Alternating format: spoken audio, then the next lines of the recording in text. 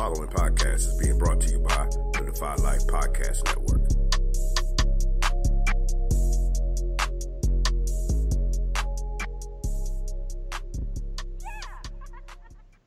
Welcome back to Unsupervised, the Spinoff. This week, your friendly neighborhood host lets you wonderful listeners know what we did last week, which we took off to celebrate Juneteenth. We get biblical with our Wacky Stat of the week. In petty party politics, the president dude thinks he's a comedian, but not a very good one. And in our main topic, we share our thoughts on prominent black conservatives and their personality. Pour yourself a drink, lay back, put your feet up, and enjoy the show.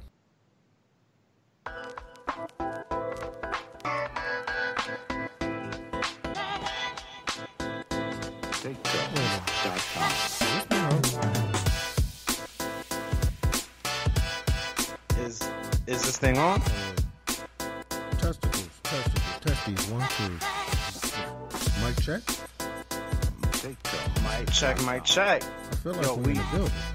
We recording? Hey, yo, what's good, fellas? I think we in the building. I feel like we're in the building. Hey, man, if we're in the building, then y'all already know what I'm gonna say. Let's get it then. Unsupervised, the Spinoff. Hey, everybody, welcome back. Yo, I wish I had like a little round of applause shit going on. It's episode 20. Congratulations, happy 20th anniversary. Yo, I'm back with my guys, man. Unsupervised, the Spinoff podcast, powered only by the Defy Life Podcast Network. Come on in, man. I'm here with my wonderful co-host, Hollywood Paul, West Coast Jay. West Coast Jay, man, how you doing, man? Man, you already know me. I'm back to good old-fashioned holding on like a hubcap in a fast lane, pimp. I'm chilling. Still ducking and dodging the Rona. You know, I done finally got my super fancy mask. I look like a real evil clown in it, though. Got a real Pennywise vibe. Other than that, I'm good. No doubt. I got to see it, brother. I want to look like. It legit look crazy, right? Like true legit, that. like scare little kids crazy. It's not cool. So, I walked in a new one. I walked into my brother's house and my niece just started crying. So I know how that go. Hollywood Paul, what they do, man? You know me, man. I'm like West Coast. I'm just hanging out like mouse from the Mississippi Tree stuff. You know what I'm saying, man? Nah, man. I'm just chilling, bro. I'm happy to be back, man. Happy to be back. Hey, no doubt. Glad to have you back, man. Glad to have you back. Listeners, y'all know, in observance of the Juneteenth holiday, we actually took last week off, and we're bringing y'all episode 20 this week. So, welcome. Relax, sit back, wipe your feet off, get ready for a great show. I miss these guys, man. We hope you guys missed us, and we're going to do it big for episode 20. I just wanted to say, hey, don't forget to check out go to defylife.com and check out our written content. DefyLifePods.com, that's the home of the Defy Life Podcast Network, and DefyLifeGear.com as well, where you can see our Defy Life branded apparel, custom gear, all of that good stuff. Go check out those blackout shirts. They still out there. We got Juneteenth shirts. They out there. Go out there and support, man, and do your thing. Get some of that Defy Life gear on your back and for a cause that you represent, man. We also have our Patreon page. People always ask what's the best way to support the network. Just go check out patreon.com /GoDefyLife. That'll help you out. We got some amazing patrons in our family. You can go out and help support us. That'll help us to allow us to continue to grow the shows, continue to grow in communities, continue to bring you fire content and all of that good stuff, man. West Coast J, man, let them know where else they can find us. Absolutely. You got the aforementioned DefyLifePods.com, where you can find all of the network content, all the shows. You can also catch us on Spreaker, Spotify, iTunes, Apple Play Podcasts, Google Play Podcasts, iHeartRadio, and anywhere else you get your podcast needs met. Past that, you can also email us. We can be reached at unsupervised@godefylife.com. And again, other than regular Scott, a lot of tumbleweed going through that email box. Yo, check us out. Hit us on the mail. Yo, once again, appreciate you, regular Scott. Your questions definitely coming on the show. It's definitely coming on the show.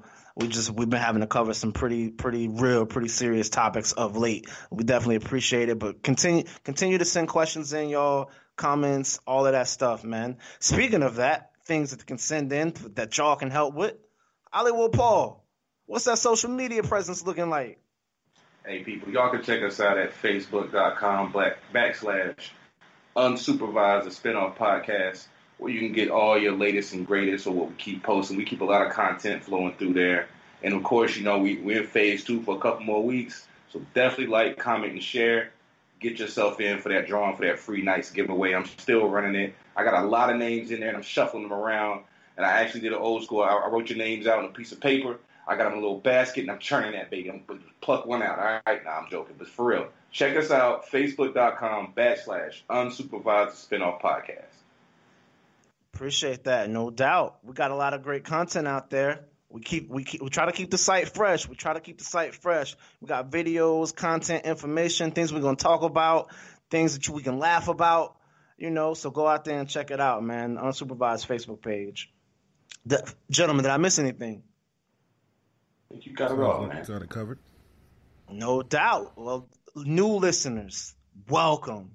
Returning listeners, keep listening. Keep telling people to listen, y'all. Welcome back. I'm so glad to be back. It's episode 20, y'all. God almighty. Hey, man. We just keep bringing it. We almost old enough to drink as a We show. almost. We old enough to go to war. Hey, Definitely no doubt. old enough to vote in 19 weeks. No doubt. Somebody, tell me how your week was. West Coast Jay. What you get into in the last week since we've been off? Man, I legitimately took the week off. I turned my brain off, for lack of a better way to put it. I spent the week and the weekend after I got off work, especially the weekend, was video games and telenovelas. Now, what's no news. telenovelas? Telenovelas are Spanish soap operas. Oh, no doubt. Yeah, so no news, not like legitimately turn my brain off. Some people use reality TV. I don't like it. I'd rather you give me an outlandish story. It's like 3 sets of twins already involved, 2 crime lords. Wait, you can understand what they're saying? No, this one that I'm watching is an American telenovela, so it's like half Spanish, half like when she talks to her abuela, her grandmother only speaks Spanish. But the rest of them are just based in Miami, so no doubt, no sure. That's how Latin peoples. That's how they speak in Miami anyway, no doubt. They speak in Miami anyway. Yeah. So yeah, past that, been chilling. Went out for a little bit, hung out with Hollywood Paul. Took the week off, bro. Like I said, it's been laid back for me, chilling like a fan of the breeze, bro. No doubt. Hollywood Paul, man, what about you? How was your week? Man, mine was it was kind of similar, man. I had to take a news break. You know what I'm saying? It was getting to me. I had to go on timeout. I was just boiling over, man. Shit was just getting to me. I was letting things get to me. But that's just how I am as an artist. I allow things to affect me because that's what brings out the inspiration and creativity for some of the things I write. So the good thing is I basically penned 2 treatments for 2 new stories that I'm going to turn into some screenplays after I finish some adaptations that I've been procrastinating to finish up. Other than that, man, just been chilling, you know what I'm saying? Trying to make some money. Always on the grind other than that, but just been taking it in, bro, you know what I'm saying? And soul searching, as they say. Hung out with West Coast, too, and, we introduced to some cool people. I got to meet some new people that were really, really nice, down to earth. So other than that, man, just been relaxing. No doubt. My week was about... week? Hey, appreciate that, brother. My week was dope. It was, first of all, a couple things we missed. the anniversary, the Charleston 9 shooting in South Carolina, the anniversary, the Juneteenth. It was Father's Day weekend as well, this past weekend. So it's, I went. I had a baby boy, I got a new little nephew, a little great nephew, and so this past week's been crazy. Since y'all talked to me last, there's been a lot of things going on. I got to kick it with my pops on the grill, and Father's Day. Call Pops, what you want to do for Father's Day, man? Hit him in the morning. What you want to do for Father's? First of all, he talking to 9 people in the background. I can't really get a word in because he's talking to so many people on the phone and in his physical location. And Dad, man, Happy Father's Day. Oh boy, that's what I'm talking about. Thank you, boy. I ain't all that big on that stuff, but thank you anyway. But warm my heart up. What you got going on? I said, well, Dad, it's Father's Day. So that mean I'm gonna be seeing you. Okay, right. Boy, that's what good. Okay, good. You're gonna be seeing me. I said, well, Dad, what? Then he started telling me all this stuff. He was gonna put stuff on the grill, and he marinating this chicken and that and the third and this steak, and I'm like, Dad, what you want to do today since it's Father's Day? You know what he told me? Oh, it's up to you. Now, humble man. I got a mother. I'm sure y'all all got mothers. We all got mothers. Right. You ask your mama what she want to do on Mother's Day. Shit, it's her world. Man, you gotta ask her in March. Right. What she want to do for Mother's Day, because it usually involves planning. You gotta make reservations for enough people. There gotta be enough people. Invitations gotta be sent out. You need to have RSVPs. Right. People do got to, in fact, répondre s'il vous plaît. No doubt. It's just crazy how different it is. So I go to my father's. We chilling, we cook, we having drinks, and so he basically ended up making the meal that we ate for Father's Day. He made it. Bro, that's a dad move though. You already know. Pops be over the grill like this my domain. Right, this is my day. I get to do everything I want to do how I want to do it. Exactly. So he putting in work over the grill and all of that. And I'm like, Dad, this is you supposed to be chilling with your feet up, sipping the margarita. I'm supposed to be over the grill. He's like, nah, boy. Nah. That's just not. Dads are so funny, yo. Right, he do that every other day. Like he got his feet up, sipping the margaritas every other day of the year. Father's Day, he feel like he might want to do something. So my father is a chef. So he cooks. Like he just loves to cook, and so it's tough to cook something for him. It's tough to cook something for him, but I just still feel like on Father's Day he should allow me to do that. Especially after he said whatever I want to do. Well, I want to come over and fuck around on your grill. Boy, you can't go on that grill now. Yeah, not that there. Then he got me. Then he got me so drunk. Him and my uncle, they got me so drunk. I couldn't even I was asleep, y'all. I was done. I was knocked out. I was KO'd. So food in that drink. What, man? I was like, yo, I'm buzzed. I was like, what did you put in this drink? They all laughing. I'm out. I'm done. 15 minutes later, I take my shoes off. I'm snoring. Lights out. Melted. So. But did y'all get to hang out with y'all pops at all for Father's Day? I was going to run down to Fayetteville see my pops, but he was busy. And I woke up, after I got off work, whatever, from the hotel, and he was just chilling with my brother, running around. So I was like, man, I'll get up with him about a couple of weeks. We're going to go fishing on Fort. So make up for that. No doubt. No doubt. So what? California, so nah. I hollered at him, though. We made fun of my brother for about an hour. Sure. No doubt. That's about what we did. So what else happened this week? It was Juneteenth.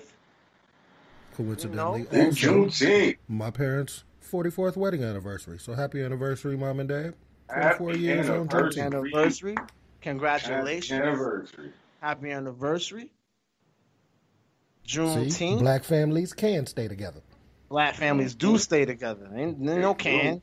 Black families do stay together. You know? We're gonna be out here fighting these proverbial stereotypes. Fuck a stereotype. Fuck a stereotype. We stay together. Y'all stereotypes say shit. Juneteenth, though, fellas. Juneteenth, though, fellas. So, hey, I gotta say, this was a different Juneteenth than I have experienced. I mean, I've read stuff about all these companies giving. Now, I wasn't off, but I read a lot about companies giving people off and telling their employees they just gave employees the day off for what we consider Black Independence Day in the United States. And I guess most of our listeners know what Juneteenth is, but of course the United States Independence Day is July 4th. But Black Americans were slaves at this time, and even though we were emancipated in 1863 after the Emancipation Proclamation, that wasn't always observed everywhere in Confederate held lands. And so we're talking to Texas right now. South Carolina, Alabama, Florida, Tennessee. So Juneteenth itself became June 19th, 1865, 2 full years later, when an Army colonel gave the announcement in Galveston, Texas. Galveston, Texas. At which point, everybody who was a slave at that point legitimately found out they were free. That's correct, because the Southern Confederate slave owners wasn't trying to hear that. They weren't trying to hear that. Let their slaves go. But, and the story tells it, the military actually had to hold certain, plantation workers and slave owners at gunpoint while they freed slaves from their land. Yeah, absolutely. Absolutely. Like the military had to come in and actually enforce that these take slaves the chains off. They're leaving. Right. Right. They are leaving. Right. You take the chains off. You put the lemonade down. Right. This part is over. Y'all surrender. Next is on you. And what came next was pretty fucked up. We'll get into that. Oh yeah, we'll get into that. But so Juneteenth celebrations. But what did y'all feel about the sentiment of Juneteenth this year, y'all? I mean, I'm cynical. I'm a conspiracy theorist guy, but it was refreshing to see a lot of people embracing it, regardless of what the agenda was or is. My company that I work for, it's funny, they said, we're going to give everybody Juneteenth off.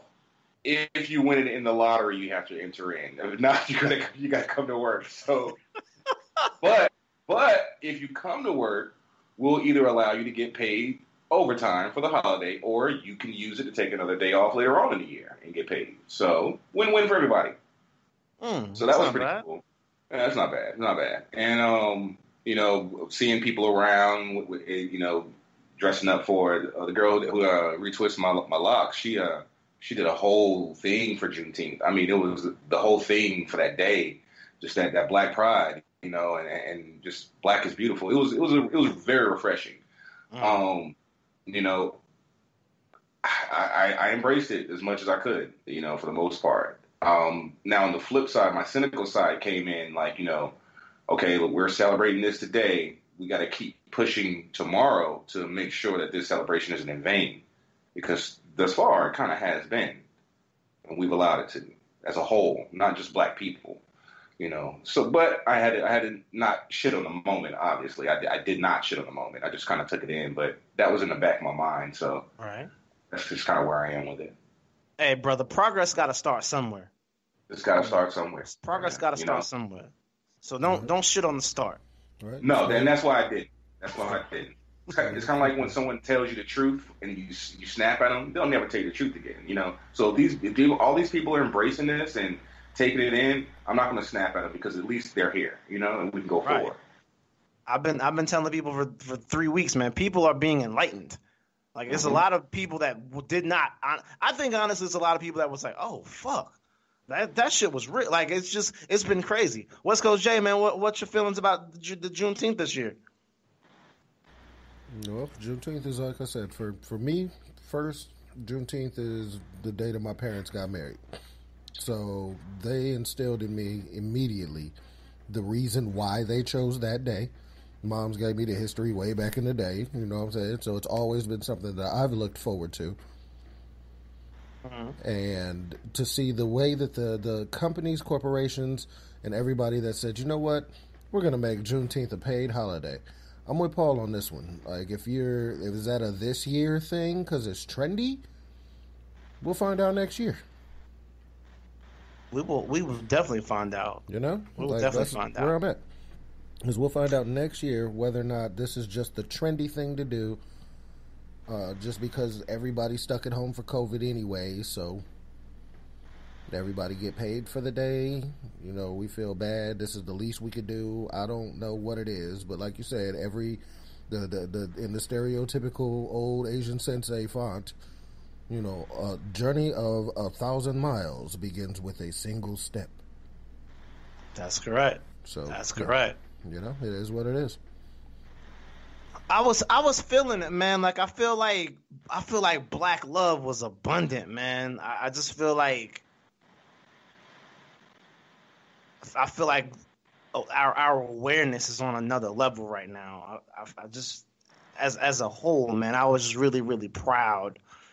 And I think we did Juneteenth up this year. Cities was out there, whole communities was out there on the grill and at the lakes, and I mean, it was just black love as far as you could see, man. It was, you know, families got together, and I was very, very impressed, man. I was very, very impressed. It was so many, and people had their colors on, people had their shirts on. I was like, man, look. I was like, boy, look at this. Boy, I'm proud. I feel like an uncle right now. You know, I feel like an uncle right now, and so, you know, and I'm proud that the companies are recognizing that, you know, that this is of significance, and I can't say I heard through the grapevine, and the names in the story have been changed to protect the innocent, but I heard that, you know, it was probably employees all across the country, like in their little, you know, chat message systems or whatever they use, you know, Skype or Teams or whatever they use, the chat with, like, what's this Juneteenth thing? How much of that you think was going on? Like, what is this Juneteenth thing? You guys heard about this new holiday that they're talking about? This June, it's all over the news. It's for the blacks. It's for the black people. Like, did y'all get any of those vibes? Absolutely. I've had to educate a lot of people about it. Matter of fact, when I was at work and get escalated calls, I would answer the phone, "Thank you for calling in. Happy Juneteenth." You know, they were like, "What is that?" I'm like, "Oh, interesting for you to ask." And, you know, I got a lot of happy holidays. And they were like, "Yeah, Father's Day." No, Juneteenth. I'm like, what? Oh, like, I knew what I was doing. I knew. You know, right. I went to the hotel. You know, I kept it going, man, all weekend. It was like, it's Juneteenth weekend, man. We're celebrating. Father's Day, what? Like, oh, I guess so, yeah. You know, I mean, oh yeah, got in a whole conversation about it. So I got a lot of that. And then this one white lady, man, she checked into the hotel over the weekend, and she was like, "So are you doing anything special for the holiday?" And I was like, "For Juneteenth?" She said, "Yeah." I was like any like parade or anything? I'm like, are you gonna dress up in like a dashiki and stuff like that? You know? I'm like, you know, be all ethnic. And she was like, "Right." I was like, "Ma'am, I was born this way. I don't have to dress up." She was like, "Oh, I didn't mean any offense by that." I was like, "Well, I kind of did find it offensive, you know. But have a good night." And she's like, "Oh." She's like, "I'm so sorry. I'm just so sorry. I'm so sorry. I'm so sorry." I was like, "Ma'am, you don't. It's not going to change. You apologizing. You know, it's not. You can't take it back." It happened. Just own it. And no, you don't have to talk that way. It's not like a gimmick that we're celebrating the fact that people who look like you would forcefully enslave us. And then after that, we have constantly been battling systematic things that have kept us enslaved. So it is a celebration, but it's also, almost a mourning too. It's kind of like a funeral and a party at the same time. So it's not like a thing like, oh, we get to go caroling, it's not that kind of thing. And she's like, oh, I understand what you're saying. I was like, right, yeah, I just wouldn't approach it that way no more. But have a good night, okay? I know she was baffled. I'm sitting there with my locks all out everywhere, dressed like I'm damn near like I'm just about to go to a party because I'm at work. They don't really care. It's late night, I do my thing, but I am professional for the most part. But I knew I threw her off. But that was an interesting conversation, an interesting exchange to have. I'm glad she had it. Hopefully she learns and doesn't take that nigga bopping, tap dancing, and putting on your dashiki to act like you're down with the movement bullshit with anybody else. No doubt. Good stuff. You crazy, man. No. West Coast Jay, man, how about you? I mean, like I said a few episodes ago, it's been all about education as far as I'm concerned. Most people anybody that's approaching me with questions, comments, or concerns, I'm trying to make sure they know where they can go to get educated. Give them the rundown. If somebody asks about Juneteenth, then I'm going to tell them where it's about, where they're from, what it's meant for. I agree with Paul. It is a lot like a funeral. I like to call funerals homegoing celebrations. Because at the end of, after all of the, everybody done seen you done came out to church, the casket's closed, all the et ceteras, you still party like the homie is there. You party like your family member is there and send them off well. No doubt. So, but like I said, bro, I was in the house most of the weekend, so I ain't see much of public. Right. Well, sentiment was there, man. Juneteenth, rock it up. I do want to talk about one thing. So we did have an unfortunate event here in Charlotte on Sunday, not on Juneteenth itself, but on Sunday, Father's Day actually. Out on the 4s, what we call Beatty's Ford Road, there was a shooting, in which I think so far the count is three dead, maybe 11 or 12, wow. 11 or 12 wounded, and I think 4 or 5 people hit by a car or cars. Shit. On Betty's Ford? Yeah, on Beatty's Ford. They were having like a big Father's. So of course the media tried to spin it like Juneteenth celebration goes wrong, black folks, black folks, whatever. But the reality is they were out there celebrating Father's Day as a community. And so Beatty's Ford, the block was out. And you know anything about Beatty's Ford, the block. First of all, the block be out on Beatty's Ford anyway. Any day. Yeah, like just keeping it a buck. Like, Johnson C. Smith was on the Ford. Mm-hmm. West Charlotte High School is out there as well. Like, so it's I fuck with the Ford. People's like, for Johnson C. Smith homecoming. We know what it's about. Yeah, people were like, people were like, "Were you out there?" I wasn't out there, but I very easily could have been. Right. That's not really a thing for me. Like, I fuck with the people on the Ford. So, but it was. I mean, they was out there with the music. They was out there with the grills. I mean, it was love. I'm talking about. It was hundreds of people out there. And apparently, they were out there doing donuts in the middle of the street, like drag racing down the Ford. And apparently, somebody got hit by a car. By one. I don't know if it was one of the cars doing donuts or one of the cars like racing, but somebody got hit by a car. The authorities were called.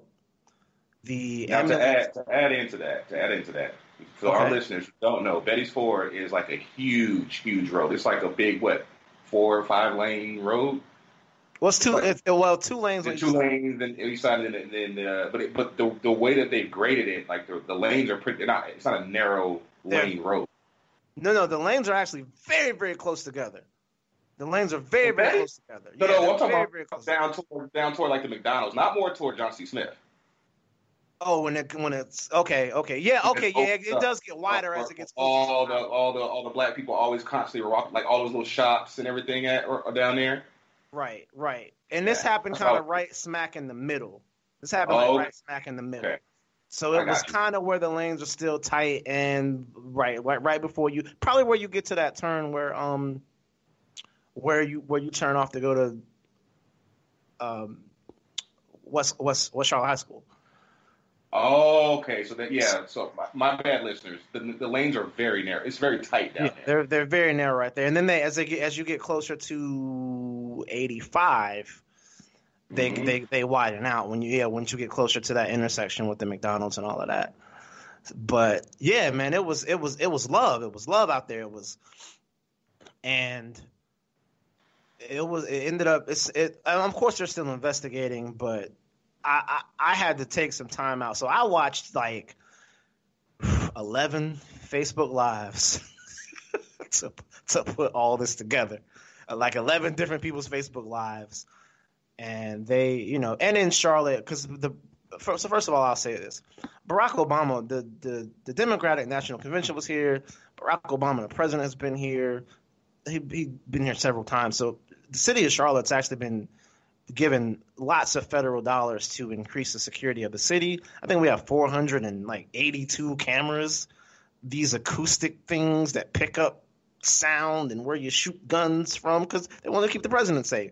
And also the RNC gave us money because Trump was supposed to be here, but I think they said we had to give that back. But I think that's an argument between the city and the RNC. But I think the RNC said we had to give that money back. But anytime the president comes to your city, you are granted money from the federal government to like beef up security and the technology kind of around. So Charlotte utilizes that technology where they have these acoustic things and they've got all these cameras. So first of all, it's tough to shoot somebody in Charlotte and them not find out who did it.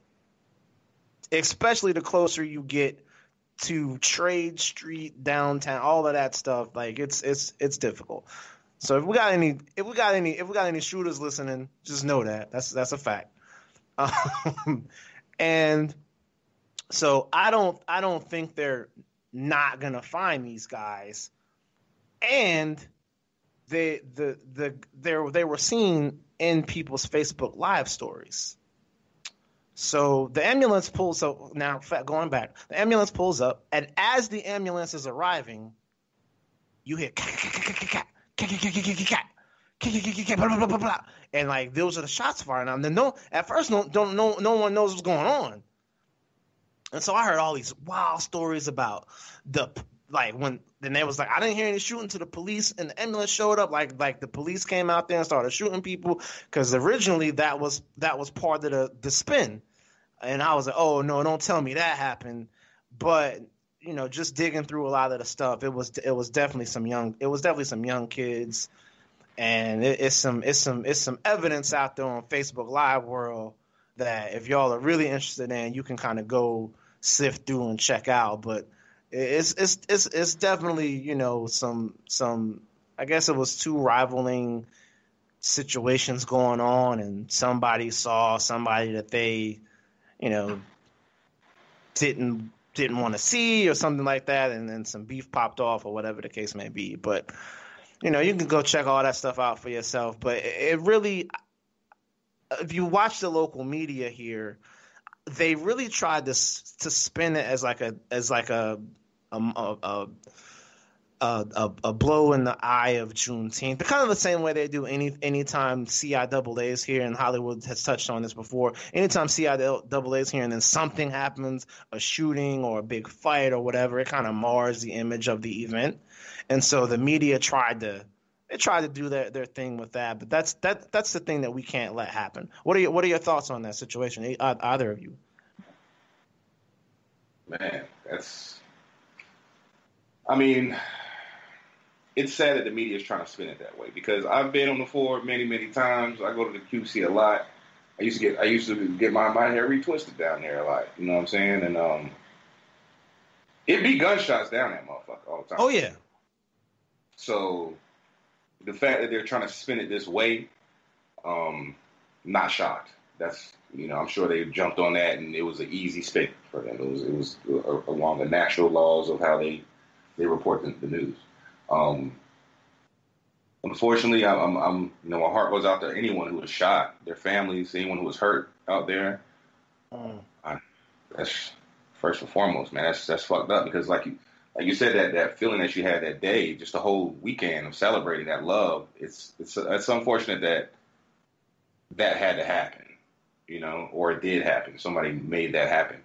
Now, the conspiracy theorist in me is like, well, I hope it wasn't no black flag and somebody was just, infiltrating the whole good vibe and causing chaos to try to stir some shit up, to get a news story or to get a reaction, to get something happening. I hope that wasn't the case either. So, right. It's just, I don't know. It's a murky situation, man. I'm just sorry it happened. I wish it didn't.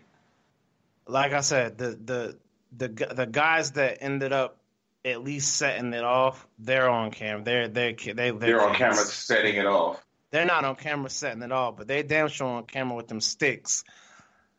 And it's people out there that know what happened. Like they was standing in the same vicinity with it was us. It was us. I don't have a better way to put it. Like it was us out there doing that craziness. Them kids, man. We gotta, so but people have to understand that, like, there's a criminal element in lots of things, and so I just don't. I live in Charlotte, so I hear white folks and stuff say, like, they don't even go downtown when they see a CIAA. Like they feel like, like, why you shouldn't have to stay from downtown because of that type of stigmatism that the media gives that type of stuff. So my point is, I don't want the media to stigmatize Juneteenth and things around Juneteenth is like you can't bad. Celebrate, can't, like, this is bad, like, stay away from the black people on this day. Like I just want to be very careful of that. And I think that's the reason why I wanted to bring it up, because it can get like that, especially in my city. So what's Coach J? I wanted to also let you chime in on that. I mean, there's not really much to say that hasn't already been said. The area itself is a predominantly black neighborhood. So it's when shots are fired, I grew up in and around a hood myself. Shots are fired. It's a thing that happens in the hood. Unfortunately, like P said, the news is able to spin it because Juneteenth and everybody recognizing that black lives do in fact matter. And so now that what it gives them is locker room material, bulletin board material. They can sit there and now say, well, see, they do it to each other. And so that's the unfortunate take from this. But the reality is, these are things that have been going on for my whole life. Nothing that either of you said surprises me. No doubt. Well, there you have it. Juneteenth, man. Celebrate it. Get it in, man. Get it in with us. It was amazing. And we gotta do more to get the young fellas to understand, man, that, especially, I'm not gonna say they don't, because their lives are affected by the movement that we have in right now. So, but just like I was telling my pops, man, it's the streets have a code. Streets have a code. And so when you out there living your life by the code, sometimes, things happen. My level of festivity shoots to 1,000 real quick, though, because so many innocent people were slain and were affected, and their lives have changed. The lives of their families changed forever. So, man, like, you out there with them Dracos, man, let that shit go, man. Like, golly. Anyway. Even then, I think that counts as a mass shooting because there's 3 fatalities. Oh, does it? I think so. Oh, wow. Whoever Now, what I've gathered or what I think is somebody was doing some shooting and other somebodies was doing some shooting back. So there were definitely multiple sets of gunshots, bursts that rang out. I think that's usually how it works. Yeah. So let's say we all we are familiar with the hood and how it works.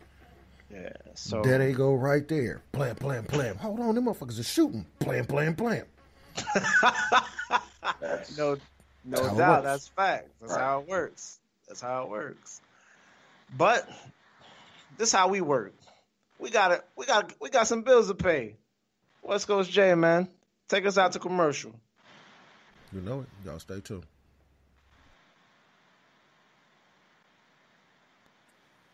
We're told that greatness is exceptional when it should be expected. You choose every day to live your life intentionally, without apology for how bright your light may shine. So go be great. Go be brilliant. Go be you. Go defy life. The Defy Life movement is one that speaks to each of us in its own way. Defy Life gear speaks to us all by reminding us that one size does not fit all. Visit defylifegear.com to get fitted for greatness. All right, everybody, welcome back. Check out the Defy Life gear. defylifegear.com. Check out the Black Lives Matter shirts, the I Can't Breathe shirts, the broken chains on Juneteenth, because Juneteenth is Defy Life shirts, and 100% check out them Unsupervised shirts. You dig? You dig, no doubt. Welcome back, episode 20, Unsupervised Spinoff podcast. I'm back, man, with Hollywood Paul, West Coast J. Oh, shit, I didn't even say, you know what? We might have to start the whole show over. It's your boy, M. Dot. I was waiting on it. It's Mr. Real himself. The Real is back. It's 2 for Tuesdays. My bad, y'all. I forgot. I was so excited to come. I was so excited that we was back in the building, man. My bad. Damn, something about coming in again. You forgot your own intro.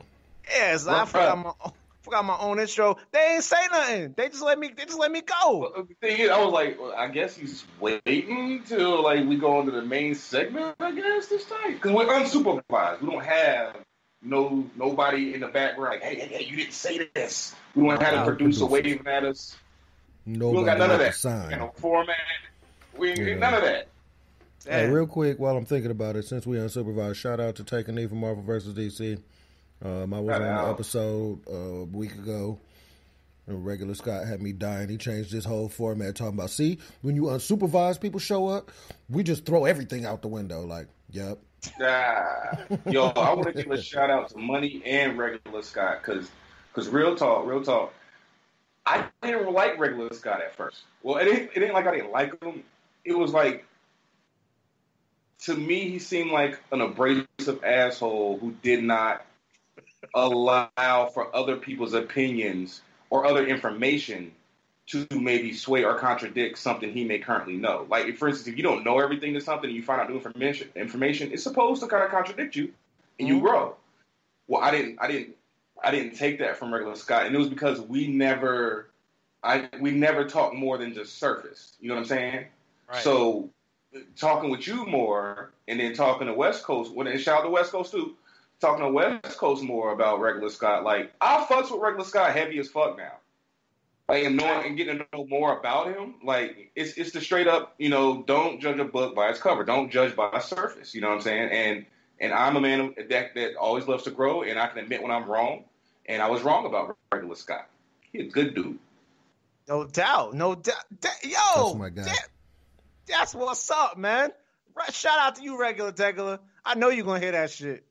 And for real, he's a good dude, and I respect him. You know what I'm saying? What he got going on in personal life and shit, and I respect his intellect that he brings to. Because I've been listening to his show too. I've been going back and to hear how what he does with the Marvel versus DC, I believe, is the true nature of why those comics exist.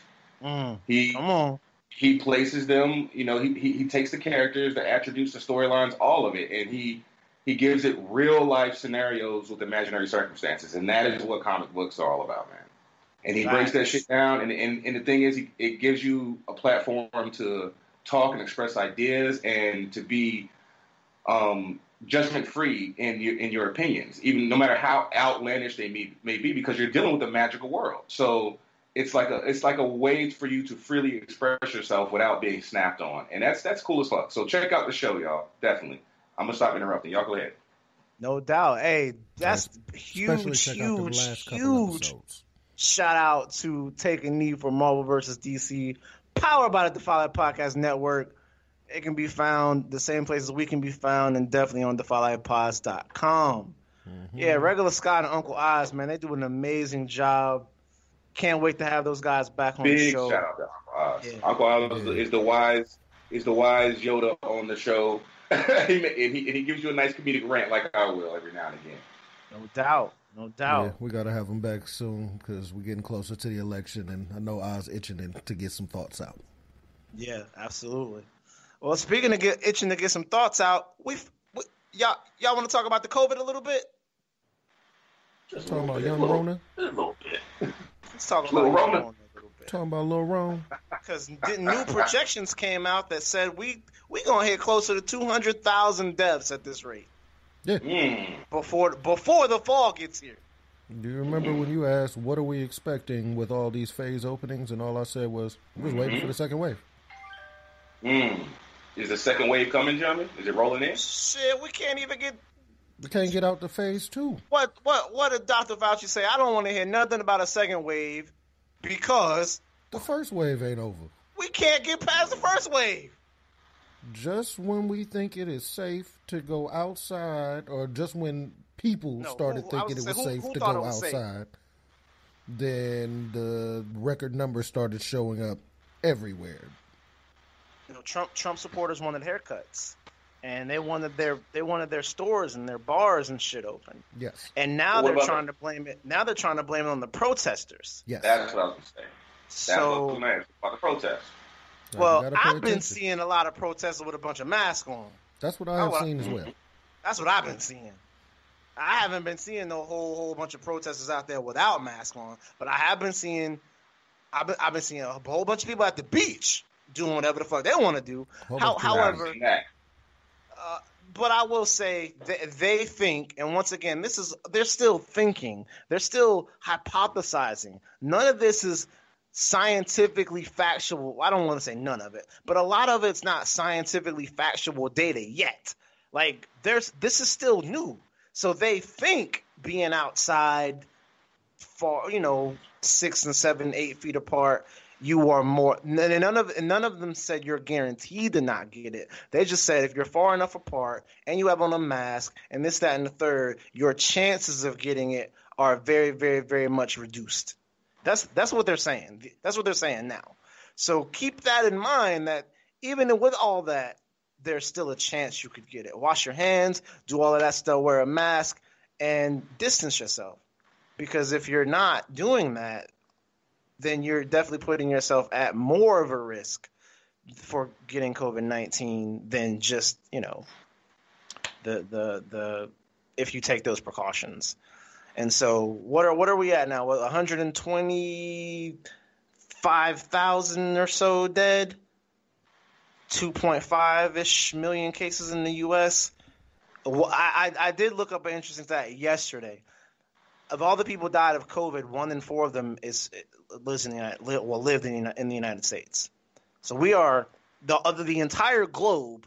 We account for 25% of all COVID deaths. The most powerful, technologically advanced country in the world, more resources than any country in the world.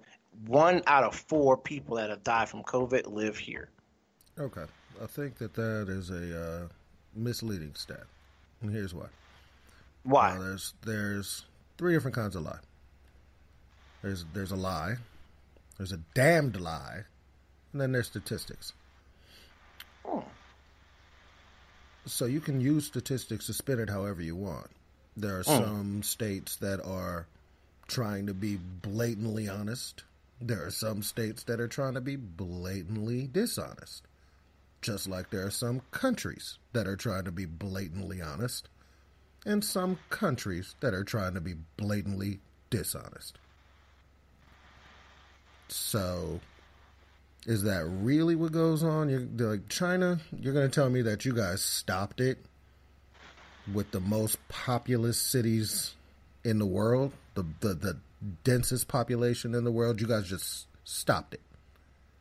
Where bodies were dropping like flies when it first started popping off. Like you just stopped it. Well, China's an authoritarian country, so that's yeah, they want us to think. Yes, they can make the motherfuckers stay at home, or they might kill them. This is true as well. However, they also might not be telling us the truth. They might not be telling us the truth, but I can't base statistical data on shit that you're not telling me. Exactly. That's why I say these stats are possibly misleading. Because even in the United States, we've got states that are being dishonest in both directions, trying to inflate the numbers and trying to deflate the numbers. Well, the numbers that we have, all we can do is go off the numbers that we have. Yep.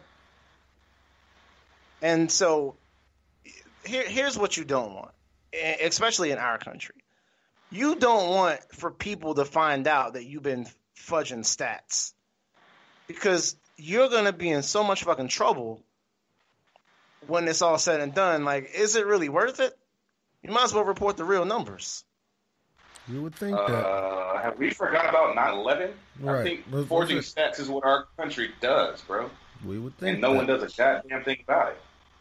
And well, there's conspiracy theory. No, I haven't forgotten about it. It's not even a conspiracy. I mean, we don't. I'm not going into facts, but I mean, I get what Money's saying, and we can't ignore it. Is bottom line is what I hear coming from him, and so I respect that, and what we can look at the numbers and take from that is, okay, there are some people dying from it. Now, where are those people dying? How old are they? All those different intricacies and where they're from and where they travel to, and all the different stuff. All that stuff can play in once we have that information privilege to it, but we don't have it right now. Did y'all, conspiracy theorists, did you see the COVID tracker on your phone? My phone got that when I did the update, and then I turned it off. You can't turn it off. Yes, you can. I can on my iPhone. It's off right now. It ain't off. You think it's off. It ain't off. It's just like my GPS tracker. It's just like my Amber Alerts, just like my Storm Alerts. It's like, it's there. You think it's off. Alerting. That shit ain't off. And the thing is, on an iPhone, I know that the government doesn't have my encryption key, so I don't know how that works. But with that certain thing, I don't know if they trump that with this emergency COVID, pandemic, whatever law they have. But of course they did. So if that's the case, then yeah, they got it. You know what I'm saying? They got me. They got it. That's what I'm telling you. They got it. Because I'm like, well, obviously Apple had to, allow that to be put on our phones because that's what they were battling with the government for that type of access to our personal data right there. So, absolutely. All that's interesting. Yeah, it's very interesting. I don't even know how the COVID tracker works. What I'm saying is that, it's supposed to help you. They just want you to trust. They just want you to trust the fact that it's supposed to help you. That if you know somebody that so basically, like, it's for contact tracing. So if you end up testing positive for COVID, they can know everywhere you've been, so they can notify those people to get tested and be quarantined and all of that shit. But it's basically it's data mining. It's big data. Like, once you test positive for COVID, they know it, and then they supposedly use that tracking stuff to help contact trace everybody you've been around and notify them and all of that stuff. So it's supposed to be a good thing, but who knows? Once again, like when stuff like that comes out, when the NSA, when it was the NSA listening to everybody, I already knew that. But I ain't breaking the law, so I really don't give a fuck. Listen to me, shit. They can hear you. They can hear you in your TV. They can hear you in your cell. I already know that. Dude, remember 20 years ago when that plane crashed in China and they were freaking out to get it back because that plane had the capability to pull your fucking conversations out of the air? Mm-hmm. And that was 20 years ago. I don't even understand what the shit that they got now. So I already know that they probably listening to you out your fucking toaster. You just don't know. So They definitely got that Russian spy Alexa in the house. absolutely. So Google, you know Home, all or whatever these. that shit is, all that shit. Yeah, but I remember the dude from the FBI, the NSA was like, if you got a cell phone, if you even have a cell phone, they know almost everything. So Oh yeah, Snowden did say that. Snowden said even when your phone's off, it's still listening. yeah. So And like, that's the thing he's been trying to let people know of, and that's why one of the reasons why he's an enemy of the state now, because he just told you, hey, when you power your phone off, if it dies, it's still listening to you. They can still hear everything you're saying. They can still track you. They can still find you. They can still infringe on your rights. and they do it all in the interest of national security because they want to make As sure they say. you saying the right shit, you ain't saying the wrong. But there's certain words or certain phrases or certain terminology that gets everything that you do flagged. So there's no shortage of surveillance on you, and I don't know exactly to the extent of it. I'm just saying this is stuff from 20 years ago. So I have no idea. Well, since our show is taking this unsupervised tangent, I'm just going to say this right quick and leave our listeners with that. So if Money is saying that 20 years ago they could pull our conversations out of the air, okay? And then right now that all of us have a box we're connected to somehow, whether it's in your pocket, in your kitchen table, wherever, okay? We can track your ass every the fuck where. How can we not stop terrorists? How can we not find them? How can we not stop crime when it happens? The thing is, I'm not asking for anyone to explain that. I'm asking that question for you to think. All the listeners out there, think about that. Think about that. If the KKK exists right now, and we can hear who's thinking about butt fucking their best friend that they have for 20 years, and they didn't know if she'd be down with it, but then she told her best friend she would be down with it, so they're going to go with it. True story, by the way. And so they're going to go with it after they had some tequila. If they can hear about that conversation that Eric Snowden reported to us, and now he's wanted, they will kill him if he steps foot on the United States. So they probably will kill him if they found him wherever he's hiding out at. Just for telling us that. Just for giving us that information to help us think. Why can't they find terrorists? Why can't they stop the things that are supposedly happening around us? We're going to get into that one day. Because I have a counter argument. Because I think they stop shit you don't even know about. I think that they stop. Well, I know that they stop things. Every day we get missiles shot at us that the American public doesn't know about. So that's one. And I do know that there's crime that happens every day. Like right now, somewhere that when we're talking and doing this show, a sniper has shot somebody who was committing a crime that would lead to a bigger crime that led to someone else who was funding that crime to happen. When I mean crime, I mean malice that happens to an entire generation of people or an entire population of people. Like a big conspiracy to do. So that shit happens every day that we just don't know about. Okay, as we protest and go on our days and look at our video games and TV and all that shit, we don't know that these things are happening. But yes, folks, they are. Okay? But with that being said, other things that are happening, why aren't they being stopped? Hey, if we can hear everything. I don't know. But here's what I do know. We gotta have a wacky side of the week. We do. I love how COVID-19's update sent us down that way. I just want to get that out there. Because COVID is that layered. You can't tell me COVID-19 in like 20 years from now, we're sitting back looking at this, whether we're friends or not, whoever we're talking to, this is going to be a conversation to be had 20 years from now. Absolutely. This is deep shit that's layered, man. It's got all kinds of, and then we don't even know what may come out later about this shit. You know, we don't know. We don't. Young Rona is running everything and ruining everything. Still ruining everything. I heard that. So Florida just hit 100,000 cases. It's crazy. That's crazy as fuck. And they were talking about rebooting the NBA, restarting the NBA. Is that actually going to happen, gentlemen?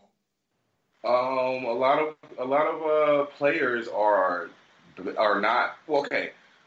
I should say this: the only prominent player that has backed out so far is Trevor Ariza, and he's backed out and made a statement that he's not going to play and use his platform like Colin Kaepernick did. But they're not. But he's not as big of a star as Colin Kaepernick was. So no one's really paying attention to it. Trevor Ariza's still in the league? That's what I'm saying. That's the response people are getting.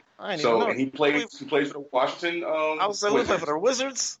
Yep, and the Wizards are a contending team that is going to Orlando, and he will not be there to help them. Trevor Ariza don't get no time anyway. And Kyrie Irving supposedly is trying to lead a charge to start their own league. Talks are that Ice Cube is involved in this talk.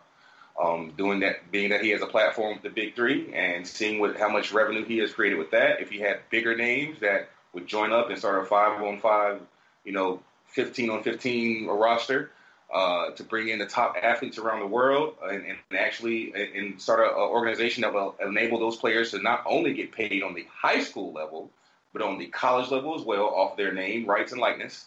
Supposedly talks are being pushed for that. Now DOA. They are saying that DOA. Kyrie Irving is not owning that and is backing out and is causing a little rift in Orlando. The players DOA. are supposedly down there, but they don't. But right now they are scheduled to play, so we're still waiting on that. That shit dead on arrival. Shout out to both of the Jokers, the Serbian Jokers, both Nikola Jokic of the Denver Nuggets and Novak Djokovic of world tennis fame. They were hanging out together, both COVID positive. No doubt. Shout out. Denver Nuggets dead if they were running for a shot at the title in Orlando. I don't know that they ever tip. I don't know if they ever tip, but we'll see. Listeners, stay tuned.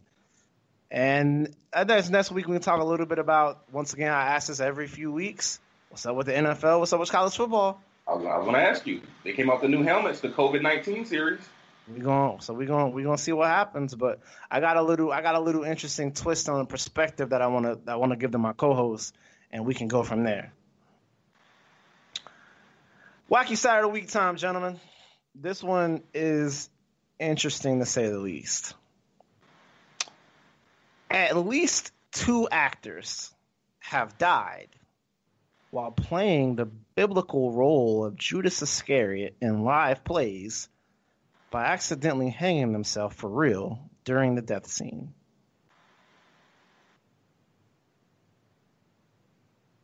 It sounds like one of those cursed Hollywood movie type things. Yeah, like The Crow. Like the Exorcist, The Crow. They said that those sets were cursed. And I feel like that role is probably cursed as well. Now you think that role? So West Coast, you get this role. You get a. Oh, actually, I'm gonna start with Hollywood Paul because he the actor of the group. You get an offer. Hold on, let me finish. Yeah, I'm just like okay. You get an offer. It's Paul Douglas, such and such of America, Actors Guild of America, whatever. Play Judas Iscariot in our upcoming film, and the pay for the role is $250,000 for the part. You playing Judas or not? What you doing?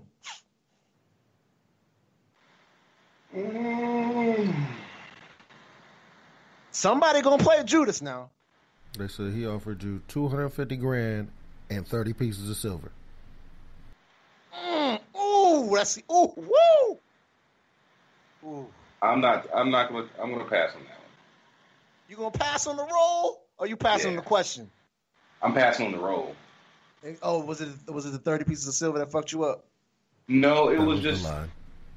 I think it was hearing him say Judas again.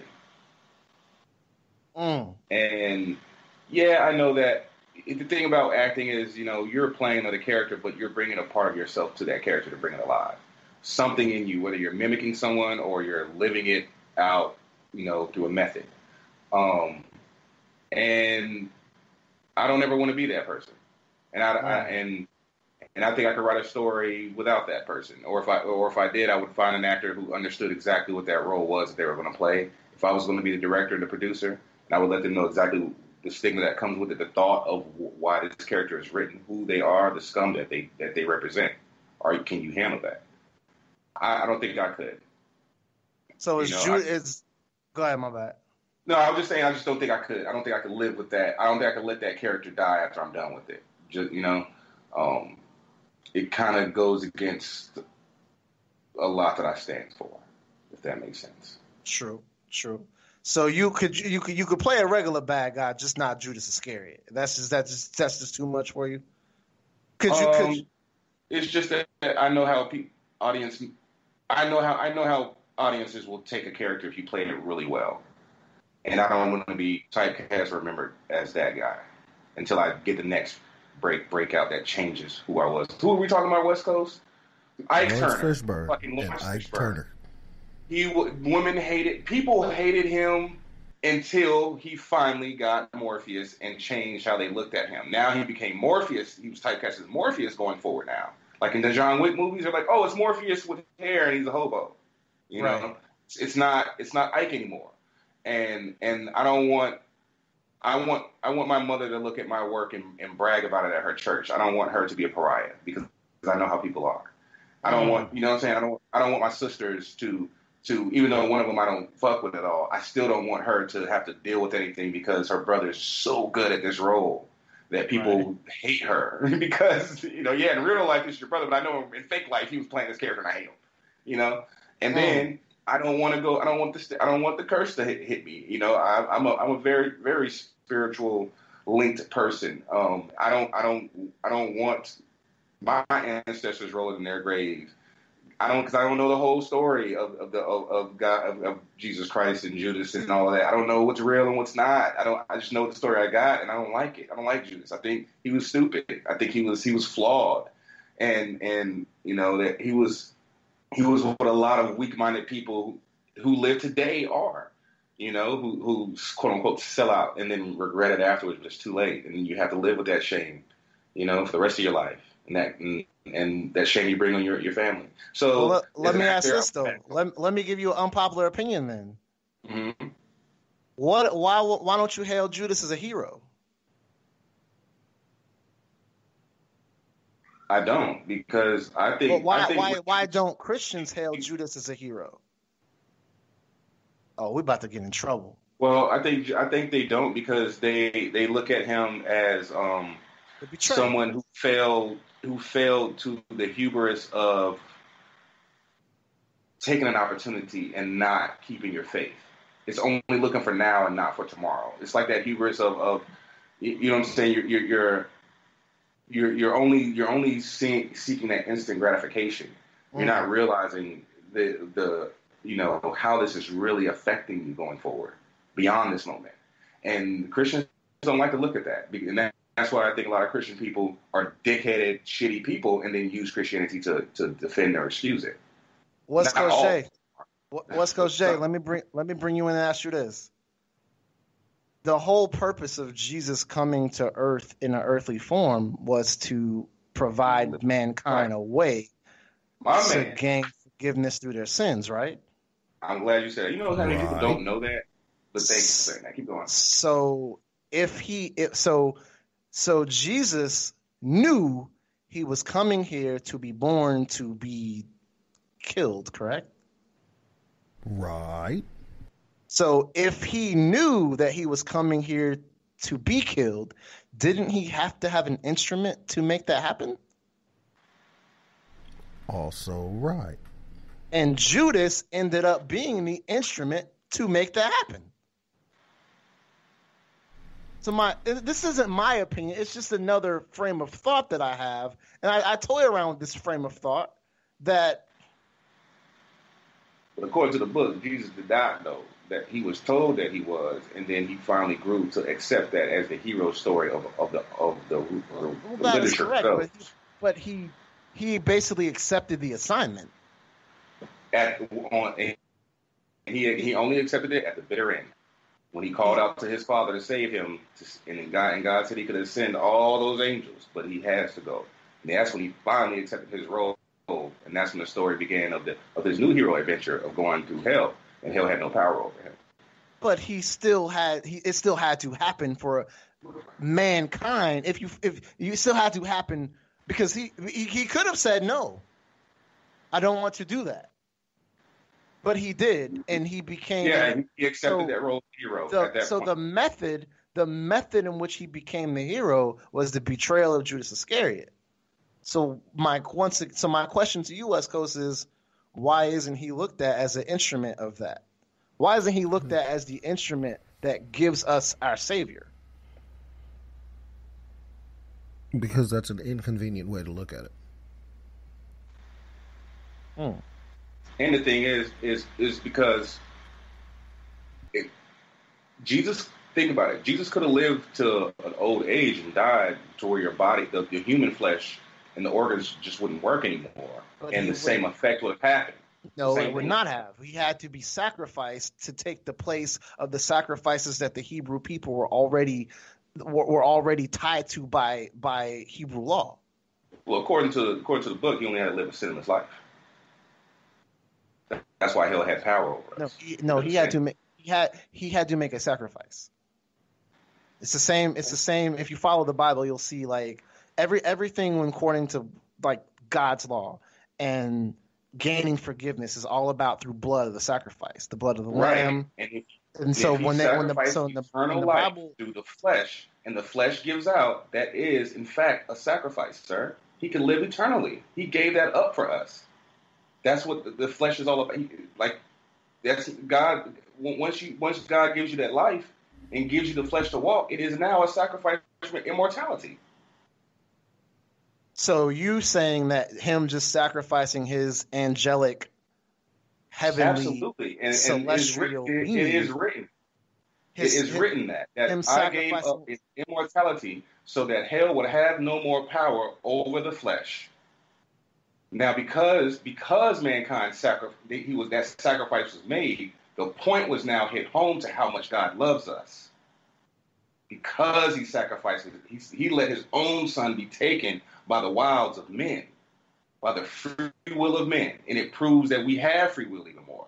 But the sacrifice was made the moment that Jesus was born in the flesh. He was no longer an immortal being. That is not correct.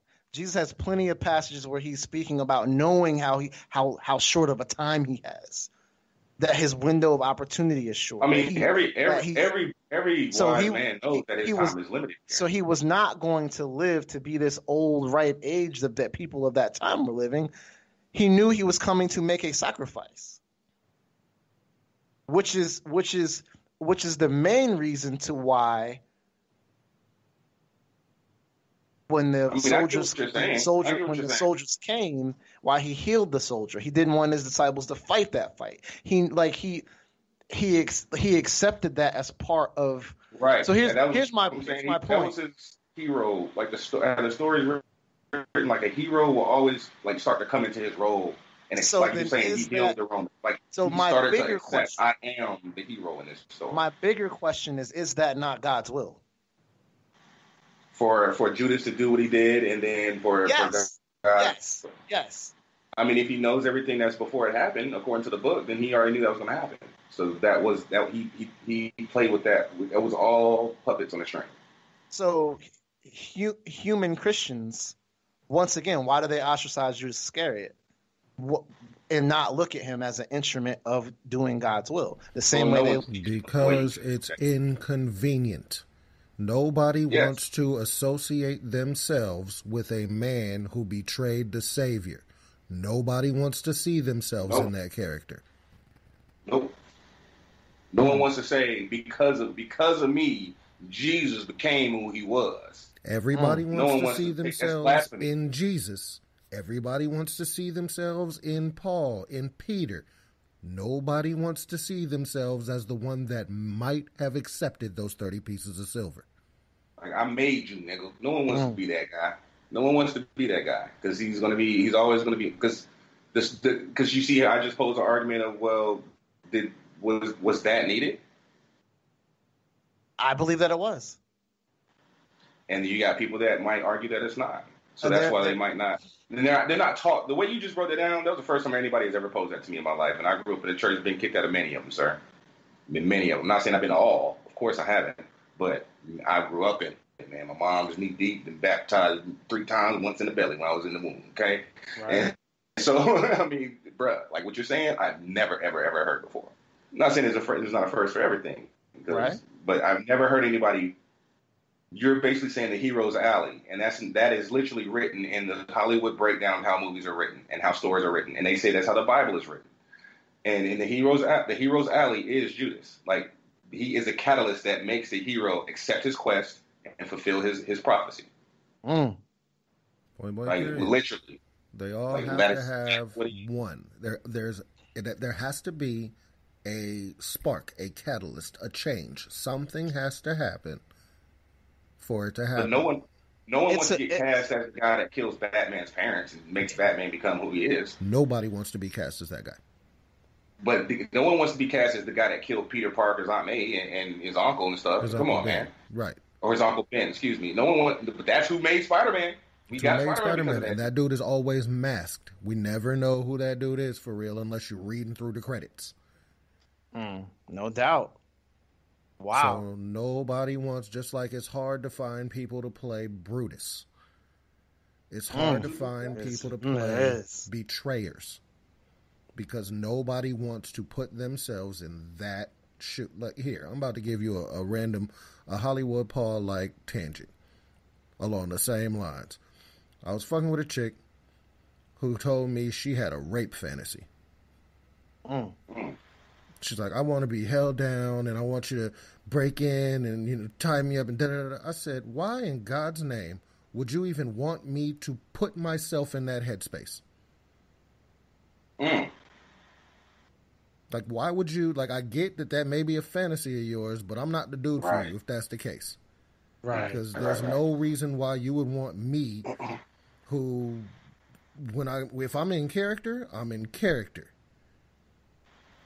So you want me to actually put my mind in that space? So the idea of having to put your mind in the space of a dude that knows he's getting ready to betray the Son of Man. Nobody wants, the people who play that role, it's a lot like the people who play the Joker. Almost all of them lose their shit for a little bit. Like that, so, he is insanity incarnate. And so they lose their shit for a while because in order to get to that place, Jack Nicholson said it best. He said, I had to go to a really, really dark place. Right. And it took me years to get out of that dark place. Yeah. Because this goes against everything we've been taught. You're taught not to betray. You're taught that was bad. You're taught that whole thing was a dramatic, it's a dramatic event that happened in life that we're supposed to believe blindly is the result of why we're able to repent for our sins and have a savior. No one wants to think about how down and how oblivious you are to what's going around you to take 30 pieces of silver to have a man killed. You know they're going to kill this man. They're whining and dining him to kill him. You know you just set him up. Despite everything that he's told you to that point of who he is, what he represents. You still, and then after it happens, you're around to see this motherfucker won't lie. No one wants to be in that, That's like winning $500 million in the lottery and then you broke, No one wants to be that guy. Right. Very interesting, gentlemen. Very interesting. Interestingly enough, Jesus never told Judas that he was going to be the one to betray him. He just said, one of you will betray. This is what I'm saying. Jesus knew. He knew. Well, did Jesus know that it was Judas? Of course he knew it was Judas. Of course he knew it was Judas. Okay, you think he knew? Yes, he knew. One of them was because his daddy was in the sin. In the garden, when the soldiers came, and the soldiers had a deal with Judas that I'm going to kiss the Messiah, because they didn't really know who he was. Judas walked up to Jesus and kissed him, and Jesus responded to Judas and said, Judas, you betray me with a kiss. He knew the whole time it was Judas. The same way he knew that Peter would deny him 3 times. And interestingly enough, he told Peter that you would betray me 3 times, but he never told Judas that you would betray me. It's crazy. Fascinating stuff. Fascinating stuff. Good story. Yeah, Good story. man. There's a reason why that is the best-selling novel of all time. All time. I mean, it was. They say that it was written by the same men who composed the complete works of Shakespeare, and it has constantly been rewritten and relooked at for a while up until like the late 1800s when it was being reprinted. So where they had the best writers secretly commissioned to divinely construct these stories according to how the book was first composed. So it is literally some of the best literature and some of the best stories you'll ever be told, and they're retold again in the Hollywood movies over and over and over. You just might not see it. Yes, they are. One day I will get deep into the history of the writing of the Bible on this show, but today is not the day. Well, On to the lighter side of things. On the lighter side of things, right?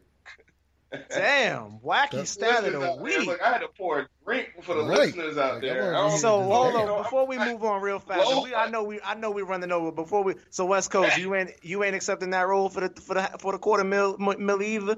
Absolutely not. True that. Absolutely not. You gonna take the money? Man, I'm gonna take you to one more. I'm gonna take you to one more place, money, real quick before you even get to the answer. Money, I know your background too for a little bit. I know your religious background. You better not take. That's what I'm saying. Like before we even get to you, I'm gonna leave you with one more thing: the Divine Comedy, written by Dante. Dante's Inferno. The lowest circle of hell, the 9th circle of hell, is reserved for betrayers. Judas, Satan is stuck in a lake that is frozen over from his wings flapping, and in his 3 mouths, Judas Iscariot, Brutus, and Cassius. That's who he's chewing on, and they're the only 3 that are in that 9th circle of hell. Good stories, right? That's very interesting. Very interesting stuff. Money, you better not. Like I'm back on you. You better not. Hey, money, you taking a roll, bro? All those doors you knocked on your childhood. I can't take the role, man. I can't. All the souls you led to the promised land. I believe in a soul, and I just don't think that'd be safe for your soul. Nah, brother. Nope, not at all. There's things out here that we can't see that exist, and I believe so. You know, they might turn their eye on certain things, but certain things are like, nah, bruh.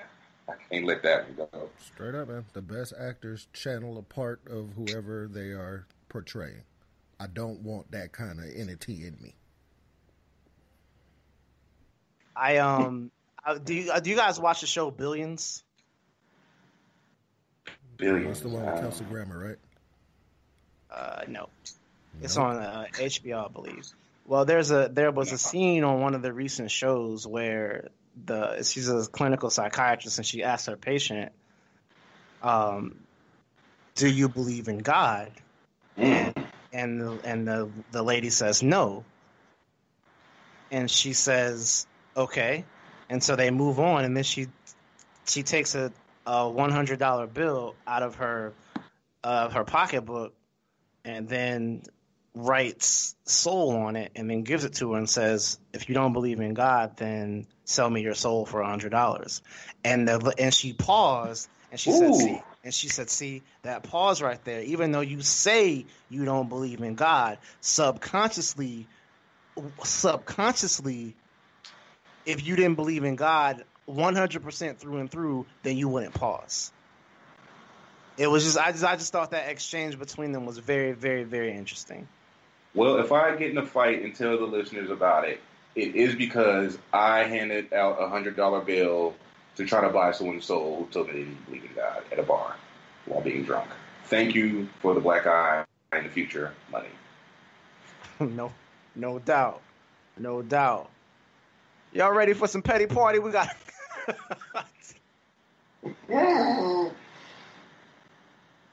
Let's get it, man. Let's talk about the motherfucking president dude, man. The president dude this week. The dude. The fucking dude. Oh, man, this guy. So, you know, president dude doing presidential things, minding his business. So he says we shouldn't test. No. Please give us the way he phrased that, please. Wait. What did he say? The less tests. Oh, I can't even remember what he said now. I'm sure there's a clip. First of all, let's get into it. He is at a rally in Tulsa, which he told us 1 million people was going to attend. He thought it was 3 million. There was 2 million pre-advance sold tickets. 3 million people were supposed to show up because 1 million people were supposed to walk up and buy tickets and just walk on in. So they had an indoor event and an overflow event and like a extra event all scheduled for the president dude. And he bragging how it's gonna be million. Oh my goodness. Now it might have been, I think the fire department record showed it might have been 6,500 people there at this rally. West Coast Jay, can you let our esteemed listeners know why the president thought he was going to have millions of people at this thing? Oh, once again, the K-pop community, the TikTok community. See, what the president hasn't realized is that there are people better at the internet than him. So by setting up all of his tickets that you had to sign up for online, the K-pop community went online and said they was coming. Millions of them. Remember, he had with at least 1.5 million people have already signed up for tickets. Yeah, that's true. Except they was in Korea. They wasn't coming. They weren't here. They were on TikTok. Right. They wasn't coming. I have an actual image of the inside of the arena. It's hilarious how not even half full it is. We're going to post that on the Unsupervised page, I'm going to send it to you right now for it. It's hilarious. Like nobody, like it's like being at a basketball arena, right? And having nobody in the upper deck. Looks like a WNBA game. Yeah, like I was going to say, it's like WNBA game. Or a Charlotte Bobcats game. Bobcats game, right. We were really bad. Like I remember I went to go see the Bobcats play the Warriors. I paid less for 2 tickets than I did for my beer. No doubt. Hey, I remember those days. I was one of those seasons. My first year being a season ticket holder. I mean, the game used to start, and by like 7 minutes into the game, we'd be down by like 25. We were just so horrible. Oh my goodness. No, man, it wasn't good. I mean, they giving away Bojangles and stuff. We laughing at that. We walked down from the cheap seats and still got a seat in the lower bowl just because we were there. I remember I told my homeboy, I'm a Bobcat season ticket holder. He just busted out laughing. He's like, "Money, why you do that, nigga?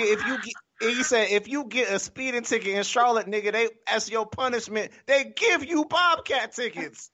Yep. Everybody was laughing and shit. I ain't find that shit funny. Everybody was laughing and shit. Like, but, let's get back on topic. So the president told his people at the rally, because remember this was initially the rally that was supposed to be held on Juneteenth, which he moved to June 20th. His 1.5 million people that signed up for tickets obviously did not show up, to the point where all of the things that he was supposed to do the following day canceled immediately. He went home after the rally. But during the rally, he told rallygoers that he'd asked officials to slow COVID-19 testing so as to decrease the number of confirmed cases in the U.S. Now, again, I think he thinks he's telling jokes. I'm going to be honest. I do. I feel like the way that he approaches the podium is more like a stand-up comic than a president. So I think he thinks he's telling jokes. I think you would be wrong. So you think that he delivered that line thinking that it was going to be like a opener, like an open up zinger, right? I think he thinks that he was going to get a laugh, like an icebreaker. Okay, that's what I believe. Look at him like, I believe that what? personally. Money clearly doesn't. A lot of people don't, but I believe that personally. A lot of the things that this dude does, he speaks like a comedian. He roasts like a comedian. Comedians are smart, though. He roasts like a comedian. He tells off. He's like a comedian that has like a real specific following. Like a Louis C.K. who says horrible shit, but it's funny. Well, let me ask this. Because now it's campaign season, so he's about to be in full campaign mode. Even though the COVID's out there like a motherfucker, he's about to be in full campaign mode. Oh, yeah. Do you think that they continue to troll him and continue to pull stunts like this? Absolutely. 100%. All of the things that he does, he's now got the whole world looking, and because the whole world is mostly in the house because of COVID anyway, they ain't got nothing to do but troll him. Trump, a man. Yeah. So yeah, he's going to be trolled the whole time. This is why I said that a few weeks ago. If he would have come out and said something about unity, I don't think that he gets this kind of treatment. Right, I agree. But because he came out and was an asshole, well, now all the internet keyboard gangsters are being assholes back. He's an excellent troll on Twitter.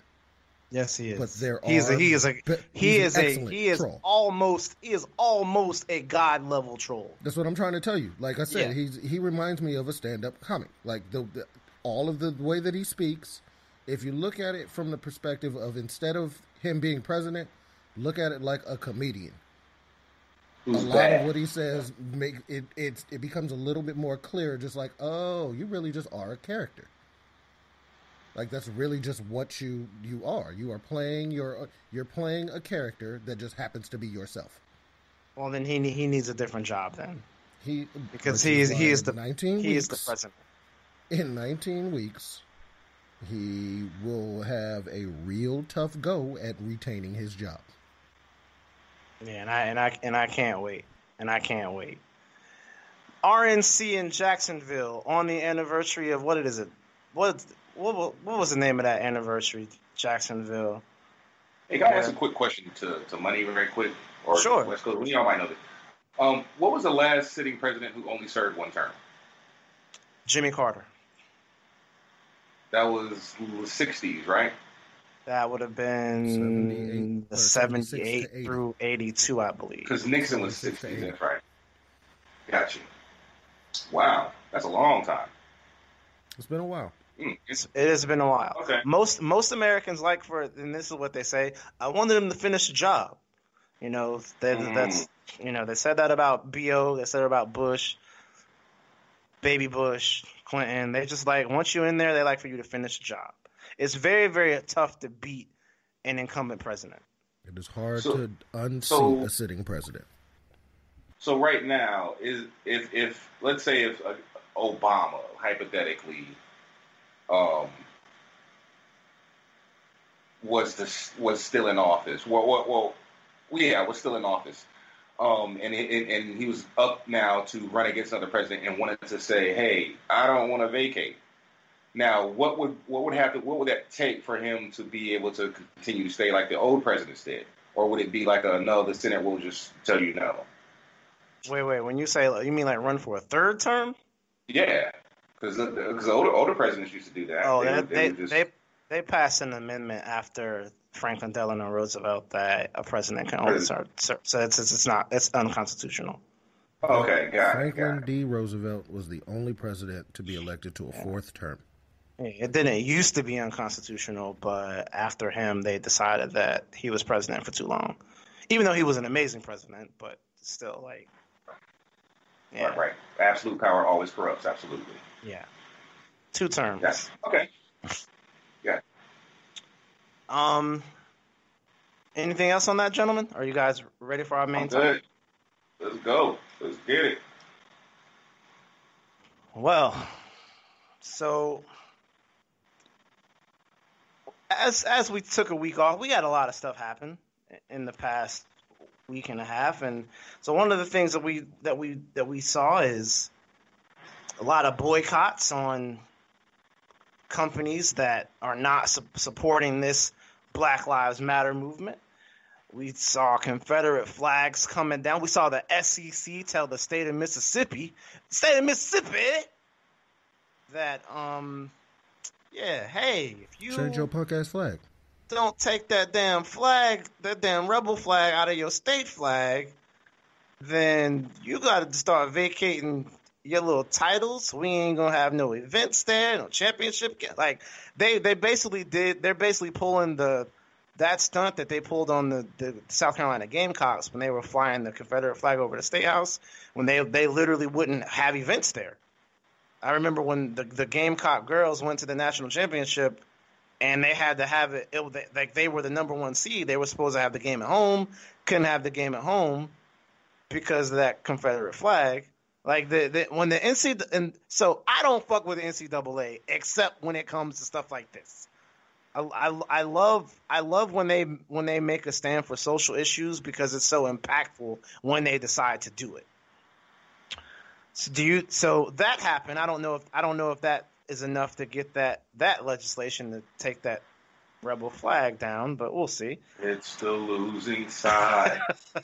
We don't celebrate losers in the Hall of Fame. We don't. No doubt. We have fake statements from companies saying, hey, we support this movement, but I don't want to necessarily say fake, but I want to say it's a lot easier to say that than it was in March. It's trendy. It is. It's presently a trendy statement. It is. And I want to talk about these black conservative media personalities. Y'all know what I'm talking about. We ain't gonna mention their names. I'm gonna stop money. We're not gonna give them no rent on this here show, because they don't pay nothing for us. Okay, black people done did enough for them, and they turn their back on us. So please, continue, money. No, well, we gotta say their names. We're gonna talk about them. We're gonna talk about. All right, we say their names, man. We're talking about Candace Owens, the Hodge. Man, I hate them. The Hodge twins. This is they're well known in conservative groups. They are. Yeah. I'm just give you just a little snippet of them, just a little bit. Let's talk about the Hodge twins. No, we don't need this commercial. Give me 1 second. I guess they got bills to pay too. Oh, they got a commercial talking about Joe Biden. Yes, they did. Bubba Wallace, the only black NASCAR driver, kinda. Bubba, you about as black as I am. You could probably pass for Mexican or Puerto Rican, but black, hell no. You can't even be Arabic. Yeah. But wait a minute. But let's get serious on this. Let's get serious on this. Let's get serious. You know how I know, Bubba? I mean, I've been dealing with that my whole life. Black people been telling me that I'm not black. Yeah, and both my parents are black. Yeah. And the reason why I don't look as black as some other black people, my great-great-great-granddaddy was from Ireland. Yeah. He was white, by the way. So I got the name Hodge. So, I mean, I've been fighting that battle my whole life. Yeah. I mean, if I have a problem with being black and both my parents are black, I know you having that problem because your dad's white and your mama's black. Yeah. How the hell did she come with a name Bubba? I know who wears pants in that family. You look like a Brent, maybe a Mike or a Steve. Yeah. Hell, you could go with Chuck. Yeah, or Charles. Anyway, anything but Bubba. So let's get to the story, man. They found a noose in this man's garage. Yeah, it is. I'm gonna tell you right now, it's a hoax. I don't believe it. Yeah, I think Bubba, your new name is Bubba Justin Wallace. That sounds black as hell, though. Just sound like a slave. At least your damn name sounds black. Hey, look here, a hoax. I know had about enough of that as I can handle. So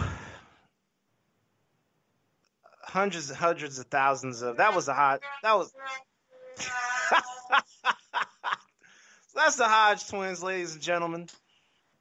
Conservative black twins.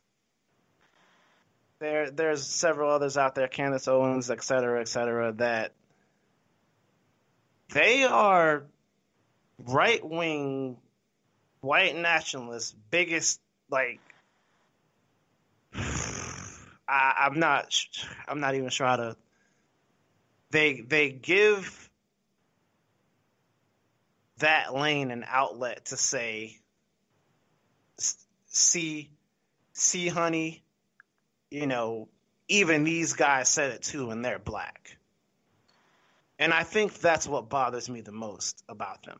I believe those are like the one black friend that all white people who say I have my one black friend are referring to.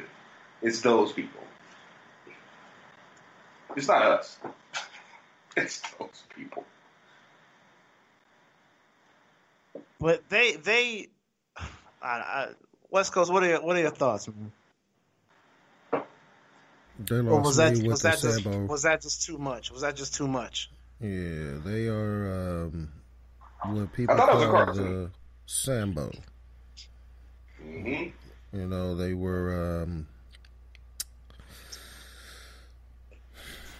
I would prefer to waste my time watching telenovelas than listening to anything else they have to say.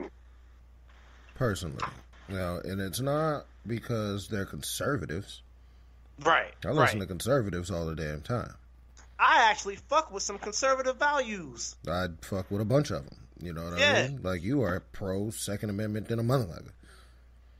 Big time. Big time.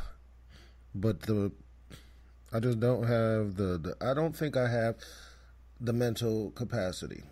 Right? Like, if I had, let's just say, I had 100 mental units to use throughout the day. Just 100. Mm-hmm. The fact that I just gave them one took away from something else I could have been doing. No doubt. Now, I've listened to Candace Owens and as Dave Chappelle with her stanky pussy that he can't confirm stank. He just feel like it do. I feel like it do. And she has said, from a conservative perspective, she has actually said maybe two things where I was like, all right, I see where you're coming from. From a black perspective, she has said exactly zero things I've ever appreciated. And it makes me sad. Did y'all hear her talk about... Oh, go ahead, my bad. I was about to say, it makes me sad because she would be somebody where we'd be like, if she would have any kind of act right about her, we would lightweight think she cute. But she one of them ones where, you know how people say, oh, she's got a great personality. That makes her cute. This motherfucker got a horrible personality and it makes her not cute. It makes us think she got a stank pussy. I don't know about her. I just don't agree with anything that she says. Like, I need for conservatives to understand she don't fucking speak for us. She don't speak for our culture. She don't speak for us. We good. We good on her. We good on these fucking Hodge twins. Oz told me when I was on Taking It, he gave me a little bit of background on Candace. Okay. When she was in high school, she was bullied mercilessly, and it was a racially motivated bullying. So she was bullied by white boys? Yep. To the point where she left school, they sued. The NAACP was involved. She was granted a $37,500 settlement. And now she sounds like that after her community had her back. this is now how she talks. So she's Judas Iscariot. Like, I have no fucking time for her. Judas. So I heard it. I heard it. Brutus and Cassius. I'm cool off them. Yeah, I'm good on them. I can't. You know, did you hear her rant about George Floyd? And she was like, "Black people love. Black people are the only race. Black people are the only race that lift up their worst and celebrate our worst." Man. No, bitch, no, we not. We just got finished talking about all these fucking Confederate monuments around this bitch. And see, the worst part is I don't even want to call her bitch. We I feel have... like for me, bitch is a term of endearment. Right. Well, I was said around this bitch, like around the country, like. No, I hear what you're saying. Like, but I don't even want to. And on top of that, she married somebody in the House of Lords, so technically she's a lady. Which makes me laugh even more. Yeah. I don't understand. Like, I know that she doesn't speak. When you say things like only black people raise up their worst, you already wrong. It's slave owners on our money.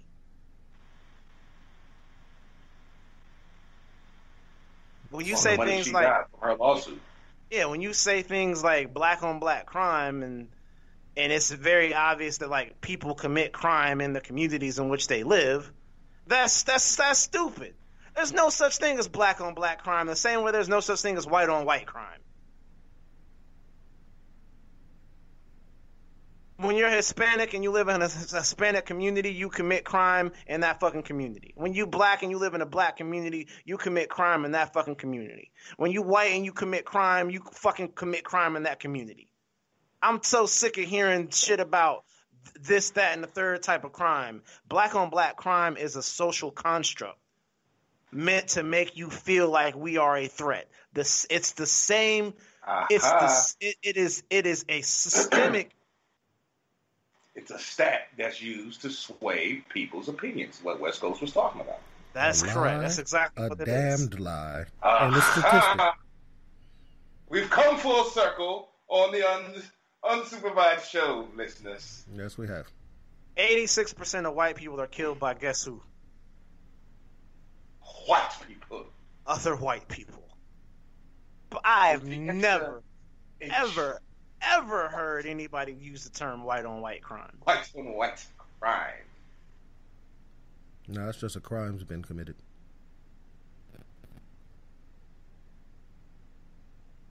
So do I think some of our people be wilding out? Absolutely. But we try to deal with that shit as well. Our communities have leaders. We have programs in our community, all designed to help keep kids off the street, keep drugs out of our communities, keep guns out of our communities. The same shits that our very own programs help to fucking put in those communities. Now we're just going to fuck off with Kansas.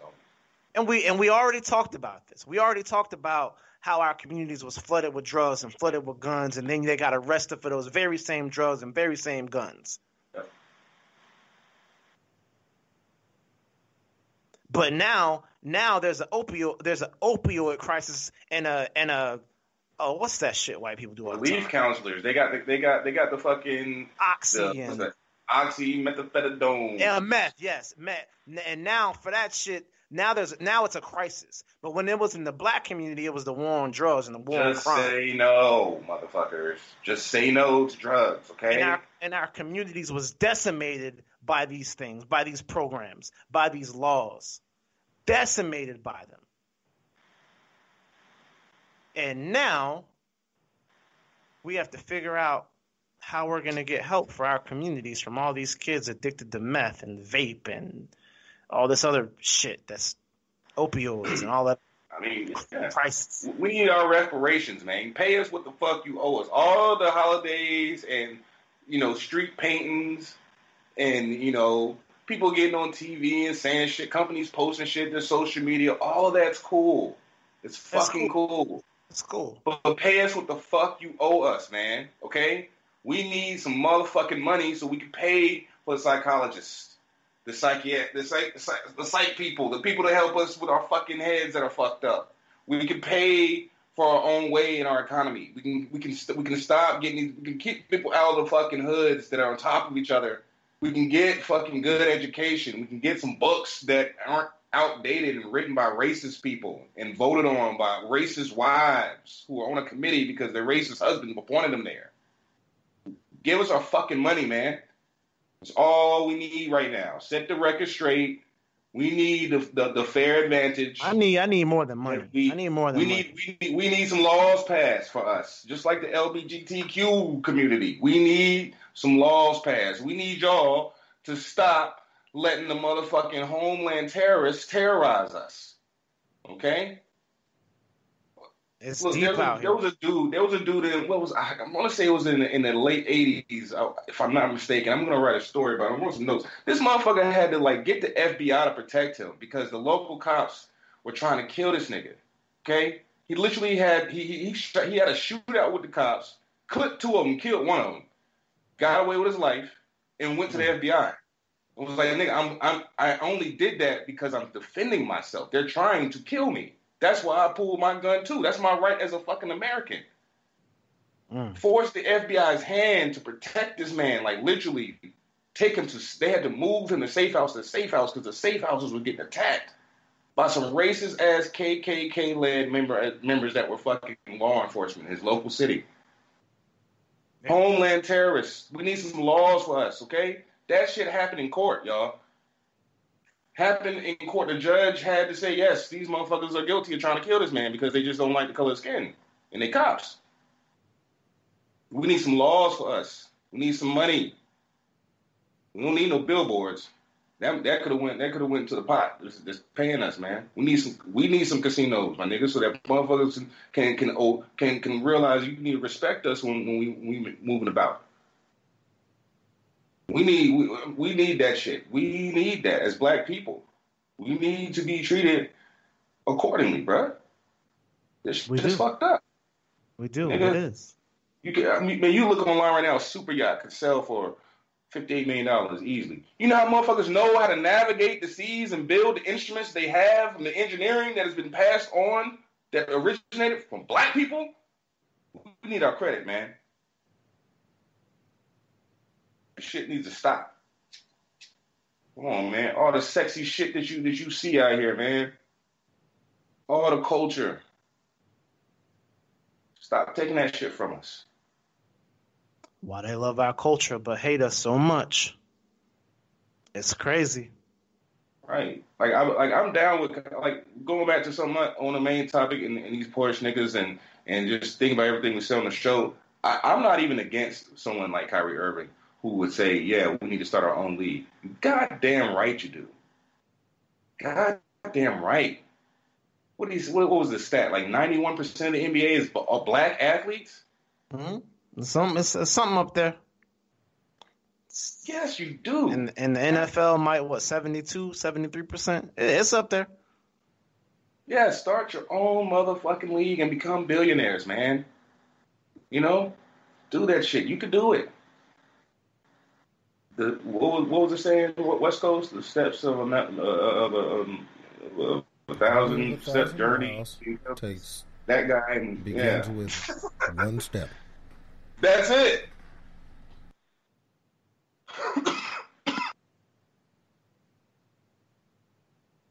Well, that's it, man. We will be over. We got Well, actually, West Coast. What would you like to ask, sir?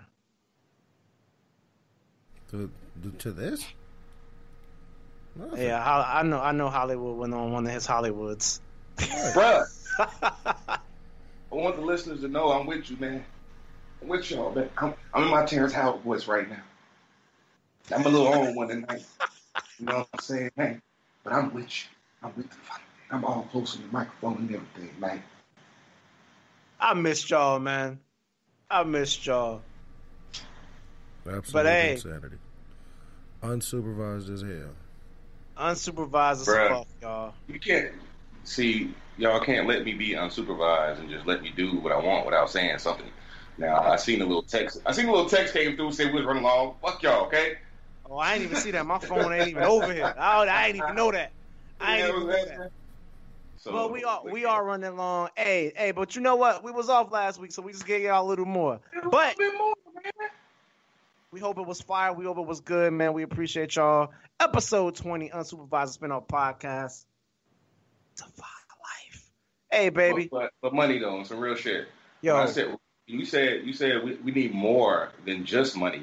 What were you referring to? I mean, just for our listeners, they might have that question. We need education. We need these. See, money is not going to break the systemic issues that are out here. We need education. We need people to stop being ignorant to what's happening. We need legislation. We need a core of ideals that represent what we're trying to accomplish. And I think this is we have to make sure that what we've started with this coalition of people that we have, we need to vote.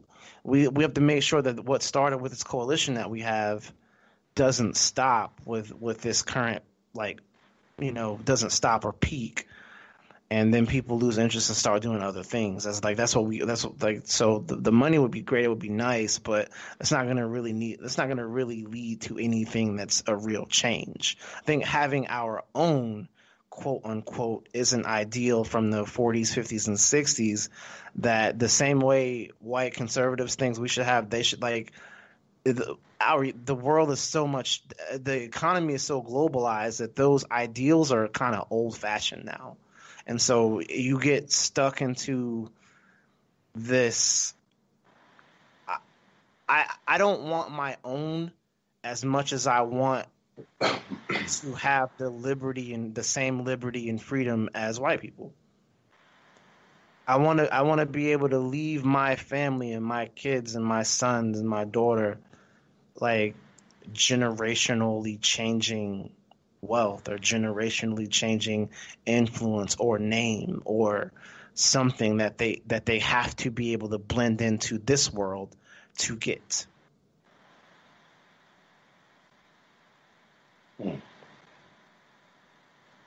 Yeah, man, I don't just want black people money, man. I want everybody money. You know what I'm saying? That's what I want. Everybody money green, baby. It doesn't matter what you look like. Your money green and business green. That's all that matters. Yeah, but once again, money like Jay said it best, man. Kanye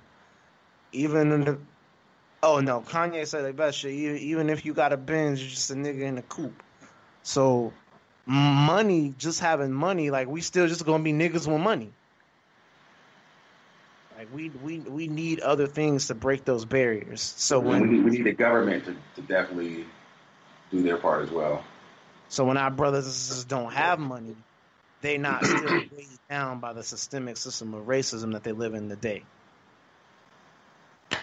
Having said that, we got to get out of here, y'all. Hate to do it. Love to be here and chop it up. Continue to, because we love our people, we love our listeners, man. But we got to do it to you. We'll be back next week. Episode 20, Unsupervised Spinoff Podcast, baby. West Coast Jay, do me a favor. Zip them up. Yes, sir. Thanks for bearing with us for a week. We decided that we needed off to celebrate all things Juneteenth, all things family, all things Father's Day, all things anniversary. Again, happy anniversary to my parents. Again, happy Juneteenth to everybody out there. Again, COVID's still out there. Stay masked up. Feel me? Don't just pay attention to the systemic racism thing everybody paying attention to right now. Mother Nature's still trying to play you, bruh. Keep your mask on tight. Stay 6 feet away. Maintain your social distancing. Other than that, continue to be excellent to each other and treat people the way you want to be treated. That's about all I got. No doubt. And that was amazing. Hollywood Paul, man. Let them know. Let's go ahead and zip them up. Hey, man, I appreciate y'all rocking with us. You know, we 20 episodes deep and still going. So shout out to all the listeners. You know, shouts out to all the people still working out there. You know, helping people stay safe. Those essential workers, the truck drivers, everybody doing their thing. If you still work from home, God bless you. You got a job, you know. And if you're on unemployment, be blessed that you have that money coming in. But don't be blissful in unemployment, because if you're making more on unemployment than you're making in your regular job, we're living in a shitty economy, and that's got to change. So, that being said, keep the fight alive. Keep fighting for injustice everywhere. If you're not with racism, stand against it. You know, treat others as you want to be treated. It's the golden rule. Definitely keep your hands clean, and just spread love. You know, that's all I got. No doubt. Hey, man, it was a big week. Took the week off. Re-up mentally, spiritually, emotionally, and we enjoyed it, but we also missed y'all. We missed the listeners. So welcome once again to anyone that's your first time listening to the show. Definitely encourage you to go back and take a look, listen to other episodes. If you've been here rocking with us. We definitely love you. We definitely appreciate it. We definitely gonna keep bringing y'all what it do to bring y'all. I don't have too much to say, man. Shout out first responders. Everybody still at like I said, that COVID. Hey, they about to hit just when they thought it wasn't super crazy. It's probably about to get super crazy again. Hospital beds filling back up again. Luckily, though, we are a little more prepared. We got PPE out there and all that type of stuff. So, but as always, man, shout out to first responders. Everybody out there doing their thing, working those shifts, keeping everybody safe. Shout out to the Defy Life Network, the whole family. Love my brothers, West Coast Jay, Hollywood Paul. I got a new nephew. Shout out to you, Derek and Lacey. Congratulations on the new little gent. Love my family, man. And we're gonna go ahead and get out of here, man. This has been episode 20 of Unsupervised, the Spinoff. Y'all already know what I'm gonna say, man. If you're not rocking with Defy Life, what's your life about? We out.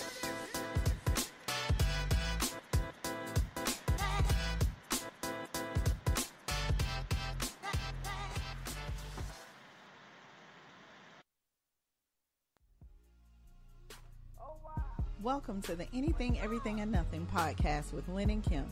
Join us as we discuss the latest in everything from entertainment and current events to the craziness that is our real life. Let's laugh, let's live, let's talk about it. New episode every Tuesday on the Defy Life Podcast Network. And remember, if you're not defying life, then what are you doing? Lynn and Kim.